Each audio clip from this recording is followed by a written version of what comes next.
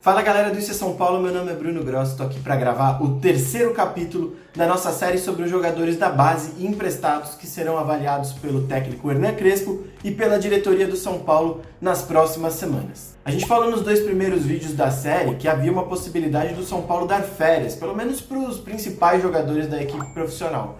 Mas isso não vai acontecer, não vai rolar nenhum período grande de descanso, mesmo que curto, mas para todo mundo ao mesmo tempo. São Paulo decidiu separar o elenco em pequenos grupos e esses grupos vão tirar de 3 a 5 dias de descanso para depois voltar a treinar. E eles não vão tirar ao mesmo tempo, vai ter um revezamento para que o Crespo consiga começar o Campeonato Paulista com uma equipe um pouco mais competitiva. Tem gente que acha que isso é um tiro no pé, porque afinal vai emendar uma temporada na outra, os times voltaram a jogar entre o fim de julho e o começo de agosto de 2020, e a temporada agora de 2021 só acaba em dezembro. Então seria uma sequência muito forte, muito absurda, por mais que eles tenham tirado 2 férias em 2020, mas de uma forma forçada, e até por questões burocráticas na pandemia, é diferente. Agora 2021 não vai ter descanso. Então tem gente que acha que o São Paulo está se precipitando, está se deixando levar pela pressão de precisar de resultados, pela pressão de ter perdido um campeonato brasileiro em que tinha uma grande vantagem na liderança, e por isso o São Paulo optou por esse esquema diferente.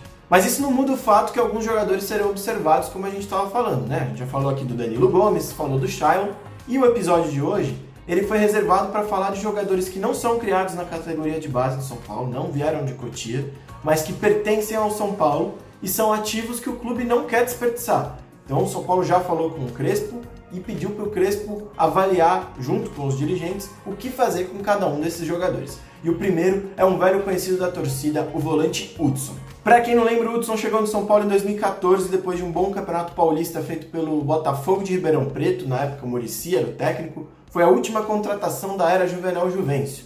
E de lá para cá ele teve momentos em que ele foi reserva, teve momentos em que ele foi lateral direito, volante e capitão do time várias vezes, né? Na Libertadores de 2016 chegou a ser capitão, no Brasileiro de 2018 chegou a ser capitão, e em 2017 ele teve o melhor ano da carreira, foi campeão da Copa do Brasil, só que no Cruzeiro, no empréstimo. Para 2020 o São Paulo também optou por emprestar o Hudson, que não tinha muito espaço com o Fernando Diniz. O Hudson foi para o Fluminense, ajudou o Fluminense a se classificar para a Libertadores depois de 8 anos, mas não vinha sendo titular nessa reta final do Brasileiro em que o Fluminense engrenou. Ainda assim, ele conseguiu fazer 42 partidas. O São Paulo, a princípio, pediu para o Hudson retornar, mas isso não significa que o Crespo vai usá-lo necessariamente, né? Ele já tem 33 anos, não ficou com o Diniz porque consideravam que ele não tinha lá o melhor passe para ajudar ali na saída de bola, mas o São Paulo, por enquanto, não tem nenhum substituto para o Luan, por exemplo, de primeiro volante. Então o Hudson seria essa possibilidade de preencher o elenco, pelo menos no começo, até ver se é possível ou não fazer uma contratação. Mas o Fluminense já pediu também que o Hudson permaneça nas Laranjeiras para 2021. Consideram que ele é um jogador importante, experiente, sobretudo porque o time vai disputar a Libertadores, como eu falei, né? Então o Fluminense ainda tenta falar com o São Paulo, tenta negociar com o São Paulo uma eventual extensão do empréstimo, e o São Paulo agora espera ver o que o Crespo vai falar sobre o Hudson, né? Ele volta ao São Paulo a princípio depois que acabar o Brasileirão, e aí comissão técnica e diretoria vão decidir o que fazer com ele.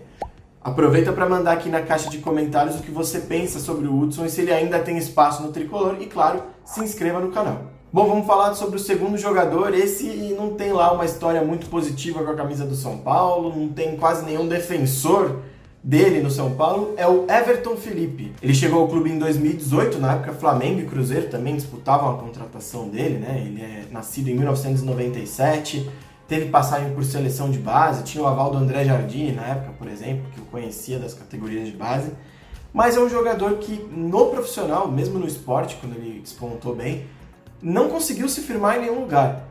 O São Paulo já emprestou ele para 3 clubes diferentes. O que ele mais jogou foi o Atlético Goianiense durante 2020, mas depois que o Wagner Mancini foi para o Corinthians, ele perdeu o espaço completamente, teve problemas de lesão, inclusive já postou foto treinando no CT da Barra Funda. Mas assim, cabe o Everton Felipe, depois de não dar certo no Atlético Paranaense, no Cruzeiro na Série B, no Atlético Goianiense, dá para ele voltar para o São Paulo? Calma, de novo, mesmo caso do Hudson, não é certeza nenhuma que ele vai ser aproveitado. O São Paulo vai pedir para o Crespo avaliar, porque é um ativo do clube. O São Paulo não pode desvalorizar um ativo Não pode falar para os outros que é um jogador que não serve. O São Paulo tem que minimamente preservar esse ativo para ver se consegue fazer algum negócio. E é possível que o São Paulo tente encontrar aí algum interessado para um empréstimo pago, para uma venda, para conseguir reforçar o caixa e aliviar a folha salarial. Só para quem ficou com curiosidade, nesses 3 empréstimos desde 2019, o Everton Felipe fez 5 jogos no Atlético Paranaense, 9 jogos no Cruzeiro e 14 jogos no Atlético Goianiense. Sabe quantos gols? Nenhum.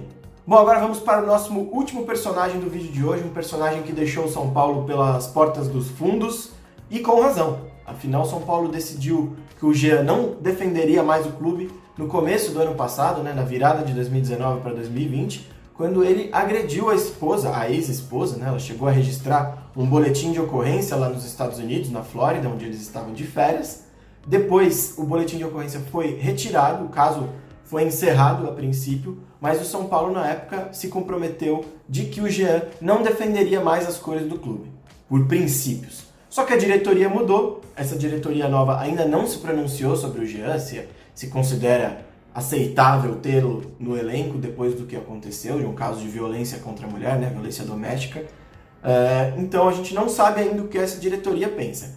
O ponto é, ele é um dos destaques do Campeonato Brasileiro, foi muito bem no Atlético Goianiense, marcou 6 gols, inclusive, entre cobranças de pênalti e cobranças de falta. E tem gente que defende essa volta dele, só que quem defende a volta dele está sendo achincalhado nas redes sociais, e eu dou razão a quem está achincalhando essas pessoas, porque acredito que o São Paulo, depois de se comprometer com esse assunto que é tão sério, que é tão importante, não deveria mesmo deixar o Jean vestir mais a camisa do clube. Mas aí a gente entra novamente na questão do ativo. O São Paulo pode não querer usar o Jean por esses princípios, mas o São Paulo precisa encontrar alguém para negociar o Jean. De repente o próprio Atlético Goianiense faz um investimento para ficar com o goleiro, de repente um time do exterior pode se interessar por ele, já que ele fez um bom Brasileirão, repetindo. Enfim, São Paulo analisa esses 3 casos com muito carinho, porque sabe, principalmente com o Jean, que pode fazer dinheiro, com o Everton Felipe pode economizar dinheiro, e com o Hudson tem essa chance de também economizar dinheiro com um novo empréstimo, uma negociação em definitivo com o Fluminense. E se por acaso o Crespo desejar continuar com o Hudson, São Paulo pode economizar aí, tendo um reserva para o Luan no elenco, sem precisar ir no mercado gastar. Bom, pessoal, espero que vocês tenham gostado de mais esse capítulo da série. Se inscrevam no canal, quem puder ajudar com um aplauso aqui é muito importante pra gente. Também dá para ativar o sininho para receber as notificações e deixar um like no vídeo. Não se esqueçam também de seguir a gente nas redes sociais, Twitter e Instagram, @IESPOficial. É isso, até a próxima, tchau!